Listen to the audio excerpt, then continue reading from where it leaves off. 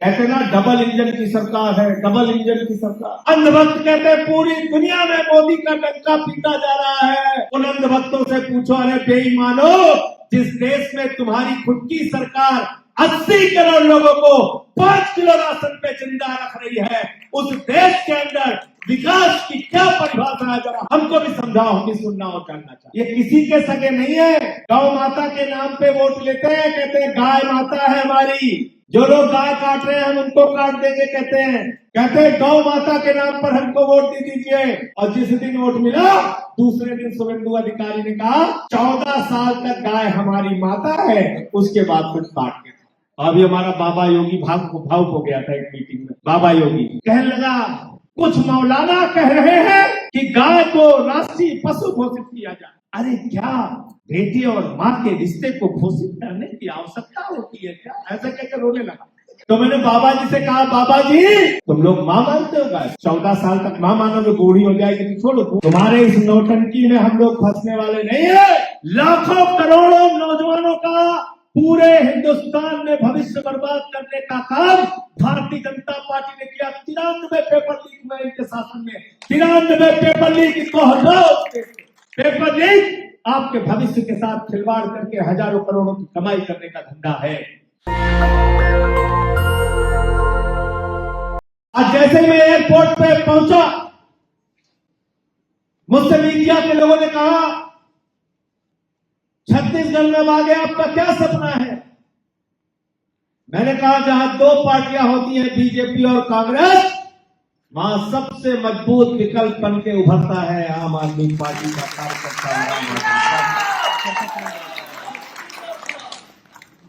और आपके लिए अच्छी बात है कि यहां 2 पार्टी है, भारतीय जनता पार्टी और कांग्रेस पार्टी। भारतीय जनता पार्टी तो 2-2.5 साल से शासन में है। कितने बड़े बड़े वादे करके आए थे लोग, क्या क्या कहा था इन्होंने? 15 साल पहले शासन किया, 5 साल फिर कांग्रेस का शासन किया। कभी ये खाता है, कभी वो खाता है। और छत्तीसगढ़ को, जो मैं समझता हूं प्राकृतिक संपदा के मामले में भारत का सबसे अमीर राज्य है, उसको खोखला करने का काम इन लोगों ने किया। यहां का कोयला खाया, आयरन ओर खाया, जंगल खाया, पेड़ खाया, पौधे खाया। अरे गरीब इंसान को 2 वक्त की रोटी नहीं मिलती, लेकिन ये भारतीय जनता पार्टी के नेता तुम्हारा जंगल खाते हैं, कोयला खाते हैं, लोहा खाते हैं, तुम्हारा सड़क खाते हैं, जमीन खाते हैं, स्कूल खाते हैं, अस्पताल खाते हैं। इन बेईमानों से एक एक करके आपको हिसाब लेना पड़ेगा। आपको जाना पड़ेगा हसदेव के जंगलों में और सवाल पूछना पड़ेगा कि लाखों पेड़ क्यों काट रहे हो मोदी योगी? लाखों पेड़ क्यों काट रहे हो मोदी और विष्णु? आपको ये सवाल पूछना पड़ेगा। कहते ना डबल इंजन की सरकार है, डबल इंजन की सरकार।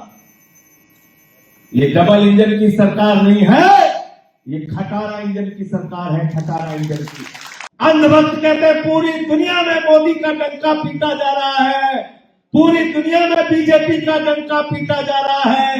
अंधभक्त कहते मोदी मोदी करते रहो। उन अंधभक्तों से पूछो, अरे बेईमानो, जिस देश में तुम्हारी खुद की सरकार 80 करोड़ लोगों को 5 किलो राशन पे जिंदा रख रही है, उस देश के अंदर विकास की क्या परिभाषा है? जरा हमको भी समझाओ, सबको भी बताओ, हमको भी समझाओ, हम भी सुनना और जानना चाहते हैं। क्या है विकास की बात? 80 करोड़ लोग 5 किलो राशन पे जिंदा है। कहते भारत 5वीं बड़ी अर्थव्यवस्था हो गया, अब 4थी हो गया, अब 3री हो जाएगा। आज मैं पढ़ रहा था, खसक के 8वीं हो गया। कितना हो गया? 8वीं हो गया। तो जो ये कह रहे थे कि 5वीं बड़ी अर्थव्यवस्था है, 3री बन जाएगा, उनसे कभी ये पूछा प्रति व्यक्ति आय के मामले में भारत कहां खड़ा है? प्रति व्यक्ति आय के मामले में, यानी हर इंसान के हिस्से में आमदनी का कितना हिस्सा आ रहा है? कितना हिस्सा आ रहा है पता आपको? पूरी दुनिया में भारत प्रति व्यक्ति आय के मामले में 142वें स्थान पे है। शर्म करनी चाहिए बीजेपी को, शर्म करनी चाहिए। यानी अर्थव्यवस्था किसके लिए मजबूत है? अर्थव्यवस्था मजबूत है अडानी के लिए, अर्थव्यवस्था मजबूत है चंद पूंजीपतियों के लिए, अर्थव्यवस्था मजबूत है उनके लिए जिनका 17 लाख करोड़ रुपए माफ किया गया। कितना? कितना पढ़िए तुम? LLB की हो? 17 लाख करोड़ लिख पाओगे? नहीं लिख पाओगे। मुकेश अलाव जी भी बहुत पढ़े लिखे, अभी तो कहते नहीं लिख पाएंगे। जीरो लगाते लगाते लगाते लगाते थक जाओगे, इतना पैसा माफ किया। जीरो लगाते लगाते थक जाओगे।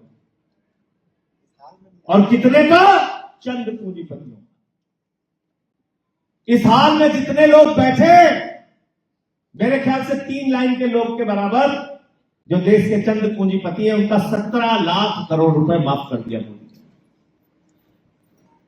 और क्या किया? बैंकों का कर्जा था, बोले इनका सेटलमेंट कराओ।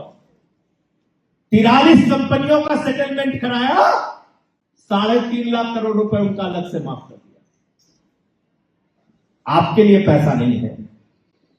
जब हमारा आदिवासी समाज का भाई कहता है हमारे गांव में बच्चों के लिए स्कूल नहीं है, बीजेपी कहती है पैसा नहीं है।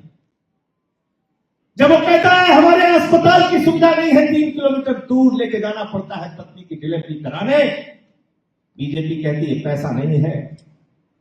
जब नौजवान कहता है रोजगार नहीं है, हम आत्महत्या करने के लिए मजबूर हैं, सरकार कहती है पैसा नहीं है। डबल इंजन की सरकार ने सिर्फ आपकी जिंदगी में तकलीफें देने का काम किया और आपका पैसा लूट लूट के अपने पूंजीपति दोस्तों को मजबूत करने का काम किया। लड़ाई इस बात की है कि छत्तीसगढ़ के आम लोगों का छत्तीसगढ़ होगा या छत्तीसगढ़ में पूंजीपतियों का छत्तीसगढ़ होगा, यह आपको तय करना है। अगर आम लोगों का छत्तीसगढ़ चाहते हो, अगर नौजवानों का छत्तीसगढ़ चाहते हो, अगर किसानों का छत्तीसगढ़ चाहते हो, अगर आदिवासियों का छत्तीसगढ़ चाहते हो, अगर माताओं बहनों का छत्तीसगढ़ चाहते हो, अगर सुरक्षित और विकसित छत्तीसगढ़ चाहते हो, तो एक ही रास्ता है, आम आदमी पार्टी का झंडा उठा लो, इनसे लड़ना शुरू करो, इनको सत्ता से हटाओ और जैसे हमने दिल्ली और पंजाब में जनता के लिए काम किया ऐसे ही काम करके दिखाओ। छत्तीसगढ़िया सबसे बढ़िया, ये नारा लगा लगा के गांव गांव पहुंचिए,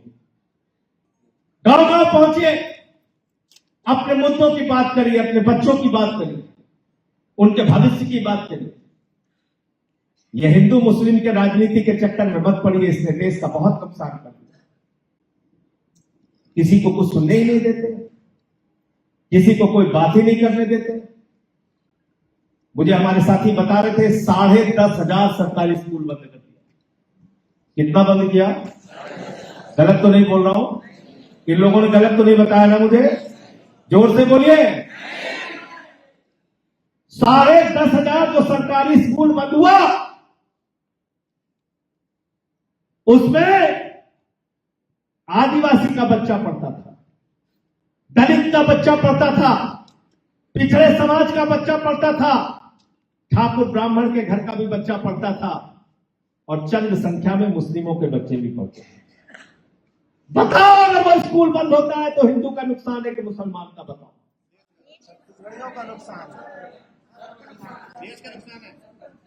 तो सरकारी स्कूल बंद करके, तुम सरकारी स्कूल बंद करके बच्चों के भविष्य का नुकसान कर रहे हो, उसको बर्बाद करने का काम कर रहे हो। जिस दिन आम आदमी पार्टी छत्तीसगढ़ में आ जाएगी, गांव गांव में शानदार स्कूल होंगे जहां से तुम्हारे बच्चे पढ़ के डॉक्टर, इंजीनियर और देश के भविष्य बनेंगे, छत्तीसगढ़ का भविष्य बनेंगे। और ये बात कोई हम हवा में नहीं कह रहे। 10 साल तक केजरीवाल जी की सरकार थी। मनीष सिसोदिया जी जब शिक्षा मंत्री बने, स्कूलों का दौरा करने जाते थे, मकड़ी के जाले लगे रहते थे, टॉयलेट का इंतजाम सरकारी स्कूलों में नहीं होता था, पट्टी पे, ताज पट्टी पे बैठ के बच्चे पढ़ते थे। उन्हीं सरकारी स्कूलों को केजरीवाल और सिसोदिया ने, आम आदमी पार्टी की सरकार ने एयर कंडीशन कमरे का स्कूल बनाया दिल्ली के अंदर। बताओ बनाया नहीं बनाया? बनाया नहीं बनाया? स्विमिंग पूल का निर्माण कराया सरकारी स्कूलों में, हॉकी के ग्राउंड बनाए सरकारी स्कूलों में। इतने शानदार सरकारी स्कूल बनाए कि जब अमेरिका के राष्ट्रपति ट्रंप की पत्नी हिंदुस्तान आई, मोदी जी ने कहा मध्य प्रदेश का स्कूल देख लो, उसने कहा नहीं देखना। बोले महाराष्ट्र वाला देख लो, उसने कहा नहीं देखना। कहने लगे हरियाणा का तो देख लो, उसने कहा नहीं देखना। बोले योगी बाबा का देख लो, उसने कहा नहीं देखना। बोले अगर किसी का नहीं देखना तो देखना क्या है मैडम? तो कहने लगी केजरीवाल का सरकारी स्कूल। दुनिया के सबसे शक्तिशाली राष्ट्र के राष्ट्रपति की पत्नी आती है तो हिंदुस्तान में कहती है मैं केजरीवाल और सिसोदिया ने जो सरकारी स्कूल बनाया वो देखना। हमने दिल्ली के अंदर मोहल्ला क्लिनिक का मॉडल दिया।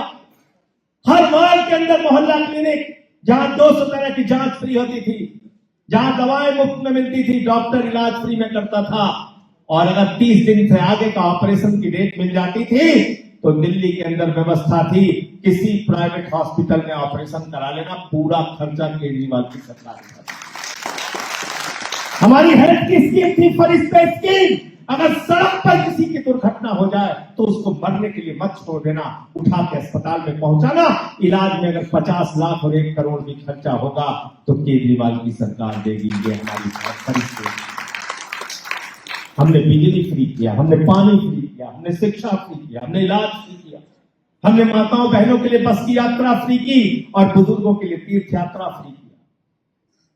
और सब कुछ करने के बाद भाजपाई कहते थे खजाना खाली हो जाएगा, कांग्रेसी कहते थे खजाना खाली हो जाएगा। केजरीवाल का अर्थशास्त्र है 10 साल तक मुनाफे का बजट दिल्ली के अंदर दिया, इतना सब कुछ करने के बाद। फिर पंजाब में हम पहुंचे, 92 सीटें हमारी आई। भगवंत मान जी वहां पे मुख्यमंत्री बने, 300 यूनिट बिजली फ्री देने का काम किया। जिन नहरों में 30 साल तक पानी नहीं आ रहा था वहां नहरों में पानी पहुंचाने का काम किया। हजारों सरकारी नौकरियां देने का काम किया। और पंजाब के अंदर माताओं बहनों को सम्मान राशि 1000 रुपए, और जो दलित समाज की महिलाएं हैं, आदिवासी समाज की, उनको 1500 रुपए प्रति माह सम्मान राशि उनको देने का, सहयोग राशि देने का काम। इतने सारे काम किए पंजाब। और भाजपाई क्या कहता है? वो कहता ठीक है काम कर रहे हो, करते रहो बेटा तुम लोग, हम तो अंतिम में माचिस की तीली लेके बैठे। कौन सी है माचिस की तीली? हिंदू मुसलमान एक तीली जलाया, फुर्र सेकंड काम खत्म। कल करते रहो स्कूल अस्पताल, हम माचिस की तीली जला रहे हैं।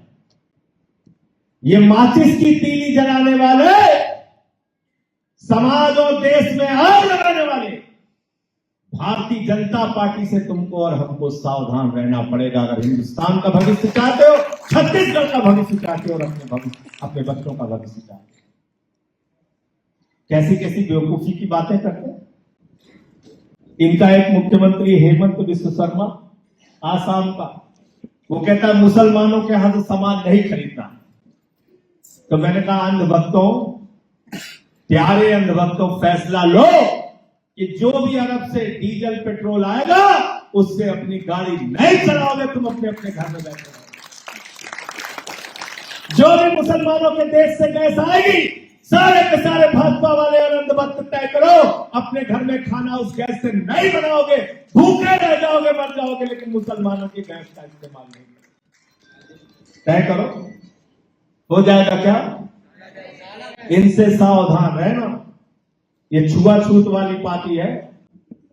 अभी मुसलमानों से लड़ाने की बात करती है, फिर सिखों से लड़ाने की बात करती है, फिर छत्तीसगढ़ में ईसाइयों से लड़ाने की बात करती है, उससे खाली हो जाती है आदिवासियों से लड़ाने की बात करती है, उससे खाली हो जाती है दलितों से लड़ाने की बात करती है, उससे खाली हो जाती है तो पिछड़ों से लड़ाने की बात करती है, कभी जाट गैर जाट हरियाणा में करती है, कभी मराठा गैर मराठा महाराष्ट्र में करती है, कभी सिखों और हिंदुओं को लड़ाने का काम पंजाब में करती है, कभी हिंदू मुसलमान को पूरे हिंदुस्तान में लड़ाने का काम करती है। पूरे देश में इनका काम है लड़ाई कराओ, झगड़ा कराओ, लड़ाई कराओ, झगड़ा कराओ। इसलिए भाजपाइयों का नाम हमने बदल के रख दिया भारतीय झगड़ा। कौन सी पार्टी है ये? कौन सी पार्टी है? तो झगड़ा कराना है तो भाजपा को लाओ, और स्कूल अस्पताल बनाना है तो क्या चाहिए? क्या चाहिए? आम आदमी पार्टी चाहिए। आम आदमी पार्टी चाहिए। ये नफरत की राजनीति से तुम्हें कुछ नहीं मिलने वाला। अरे कुछ नहीं, इनका कोई दीन धर्म नहीं। पाकिस्तान से मैच किया ना ऑपरेशन सिंदूर के बाद, खेले नहीं खेले बताओ? खेले कि नहीं खेले? मोदी खेल लिया तो देशभक्त है। तुम भी उसी ड्रामे में फंस गए गुरु, उसी ड्रामे में फंस गए। यहां क्या कहता है? कहता है हम कपड़ा देख के मुसलमानों को पहचान लेते हैं, लेकिन अरब में जाता है, दुबई में जाता है हमारा प्रधानमंत्री, तो जैसे ही अरबी देखता है वो लवादा पहने रहता है। अरबी जो शेख मुसलमान रहता उसको वीर जारा फिल्म की तरह, शाहरुख खान की तरह ऐसे हाथ फैला के चले लगा, जैसे कुंभ के मेले में बिछड़ा हुआ भाई है। वहां मुसलमान से परहेज नहीं है, वहां इधर महक रहा है, वहां कोई दिक्कत नहीं। अरबी में भाषण दिया है मैंने देखा मोदी, पता नहीं सही है कि गलत, अरबी में भाषण देता ऐसा जादूगर आदमी। उसी चक्कर में भी फंस के कह रहे हाथ नहीं मिला। अरे यहां हाथ नहीं मिला था, जाके देखो क्या क्या कर भाई। यहां कहता टोपी नहीं पहनेंगे, और वहां कतर की मस्जिद में, ब्रोनोई की मस्जिद में, कहां मस्जिद में, हर जगह घूमता रहता, हर जगह। कहीं जाता मेलोडी चॉकलेट खिला रहा। मतलब देश इंतजार कर रहा है, हम भैया लाइन में खड़े, गैस नहीं मिल रही, पसीना गिर रहा है, रात भर से हम ट्रैक्टर लेके खड़े हैं, पेट्रोल टंकी पे डीजल नहीं मिल रहा है, हमारी ट्रक रुकी हुई है, लंबी लंबी लाइन लगी हुई है। उधर से फैसला आ गया, कहने लगे चिंता मत करो, मेलोडी खाओ, सब खुद जाएगा। ये तुम्हारी विदेश नीति है, ये विदेश नीति है। इसलिए मैं आपसे कहना चाहता हूं, इससे सावधान रहना। ये किसी के सगे नहीं है, किसी के भी सगे नहीं है। गौ माता के नाम पे वोट लेते हैं, कहते हैं गाय माता है हमारी, गाय बचाना है। जो लोग गाय काट रहे हैं हम उनको काट देंगे कहते हैं, कहते नहीं कहते? बताओ, कहते हैं ना? कहते हैं गौ माता के नाम पर हमको वोट दे दीजिए, गौ माता की हम सेवा करने का काम करेंगे। बंगाल में सबने वोट दे दिया, और जिस दिन वोट मिला दूसरे दिन शुभेंदु अधिकारी ने कहा 14 साल तक गाय हमारी माता है, उसके बाद फिर काट के था। बोला नहीं बोला भाई? बताओ, गलत तो नहीं कह रहा हूं? बोला नहीं बोला? बोला 14 साल तक गाय हमारी माता है, उसके बाद काट के खाओ। अभी हमारा बाबा योगी भावुक हो गया था एक मीटिंग में। बाबा योगी कहने लगा, कुछ मौलाना कह रहे हैं कि गाय को राष्ट्रीय पशु घोषित किया जाए। कुछ मौलाना कह रहे हैं गाय को राष्ट्रीय पशु घोषित किया जाए। अरे क्या बेटी और मां के रिश्ते को घोषित करने की आवश्यकता होती है क्या? ऐसा कहकर रोने लगा, सब भावुक हो गए। एक तो भाजपाइयों को भाषण सुनते सब भावुक हो जाते हैं।